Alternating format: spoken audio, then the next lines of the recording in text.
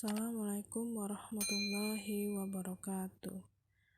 Perkenalkan, nama saya Novi Angelia, NIM 2020212041, Program Studi Akuntansi, Fakultas Ekonomi dan Bisnis, dosen pengampu Puput Cekarsari SPD MM. Di sini saya akan menjelaskan materi mengenai biosfer dan makhluk hidup. Latar belakang. Dalam membedakan jenis-jenis dari makhluk hidup yang sangat banyak sekali, maka perlulah menentukan cara untuk membedakan berbagai makhluk hidup tersebut, baik makhluk hidup yang jauh berbeda maupun yang memiliki kemiripan yang hampir sama. Sebagai bentuk pengidentifikasian berdasarkan makhluk hidup di muka bumi ini, maka inilah yang menjadi salah satu permasalahan yang dihadapi dalam banyaknya keanekaragaman makhluk hidup di dunia ini. Biosfer dan makhluk hidup. Dalam kehidupan makhluk hidup terbentuk sistem hubungan antara makhluk hidup tersebut dengan materi dan energi yang mengelilinginya. Tempat dan sistem itulah yang disebut dengan biosfer. Biosfer sebagai lapisan kehidupan di bumi, tempat di mana makhluk hidup tinggal dan melangsungkan kegiatan hidupnya. Lapisan ini terbagi menjadi 3 lapisan, yaitu 1 lapisan litosfer, 2 lapisan hidrosfer, 3 lapisan atmosfer. Selanjutnya, asal muala kehidupan di bumi. Ada banyak sekali teori asal-usul kehidupan di bumi. Ada teori abiogenesis yang meyakini bahwa kehidupan berasal dari benda mati. Ini karena anggapan tikus muncul begitu saja dari roti keju yang disimpan dalam pojok ruang yang gelap. Namun teori abiogenesis yang dipercayai hingga abad ke-17 ini dipatahkan oleh Louis Pasteur. Kembali ke masa lampau, teori asal-usul kehidupan di bumi disusun berdasarkan hasil analisis data dari peristiwa masa lampau. Karena untuk mengetahui bagaimana kehidupan dimulai, kita harus kembali ke masa lampau di mana semuanya berawal. Selanjutnya, teori asal-usul kehidupan di bumi.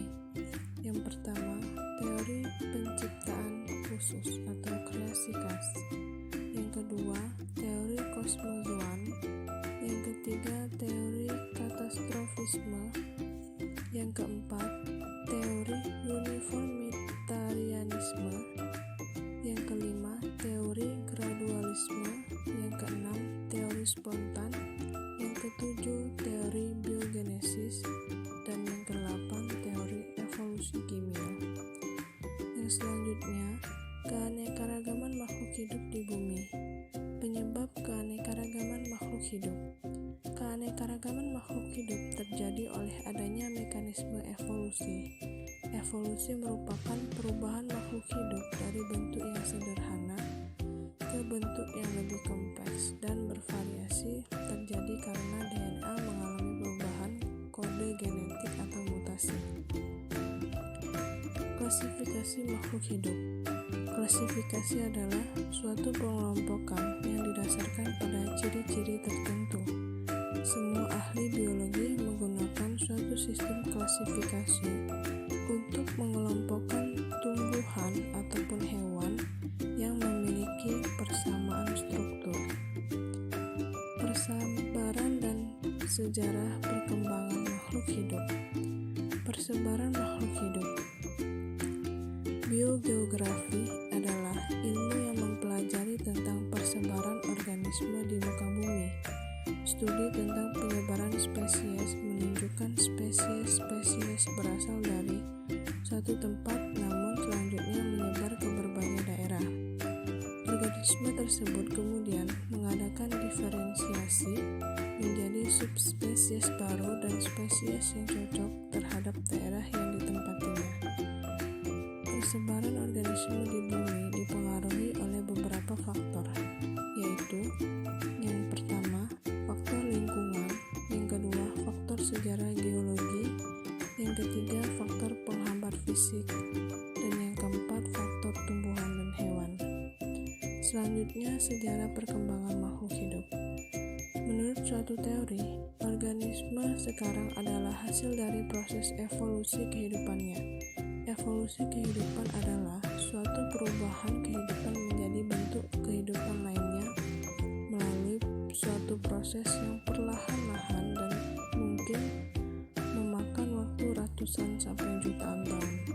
Teori tersebut menyebutkan bahwa organisme yang mula-mula ada di dunia berupa organisme bersel tunggal, dan organisme ini berasal dari agregasi molekul-molekul yang ada.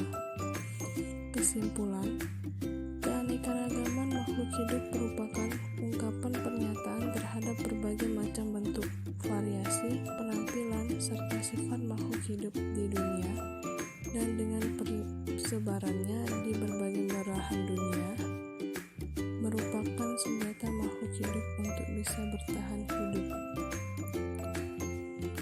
Baiklah, sekian dari saya ucapkan terima kasih. Saya akhiri, wassalamualaikum warahmatullahi